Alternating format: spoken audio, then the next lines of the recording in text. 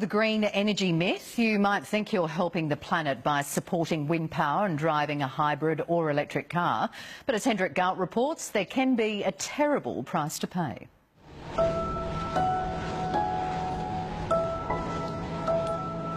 Clean, green, renewable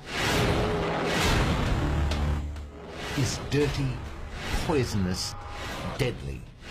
Because what you don't know is that making these green, eco-friendly, non-polluting, sustainable wind turbines means making this, a lake so toxic, so deadly, a vast cauldron of acids, chemicals and radioactive tailings. It's not just wind farms and solar panels and batteries. I mean, it's a collective issue for the planet. Nothing can live in it. No fish, no algae. But it's a problem not only for the companies, but also for the whole of the world and mankind. This is Bayo 2, China. It's where 95% of the world's rare earths used in green wind turbines are mined and refined.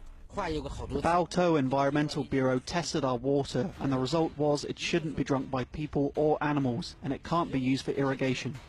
You've probably never heard of rare earths, elements high on the periodic table with names like Samarium, europium, gadolinium, ytterbium, dysprosium, holmium, erbium, thulium, ytterbium, lutetium. Rare is something of a misnomer in that they're not particularly rare. They're actually very well widespread in the Earth's crust. At Adelaide University, chemical engineer Professor Nigel Cook. But it's only in pretty rare occurrences that you've actually got them in sufficient concentrations for them to be economic to mine. And China has those concentrations. Rare earths produced here are used in TV screens, computers, microswitches. They make the components which make your mobile phone vibrate. And they're used by the tens of tons to generate wind power, turned into the permanent magnets for fitment into the towers. A 3-megawatt turbine uses 2 tons of rare earths. So in China, there is an awful lot of environmental damage.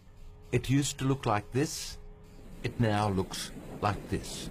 Local villagers fled this hell. Where 2,000 once lived, there are now 300. And every one of those has, they say, at least one family member sick.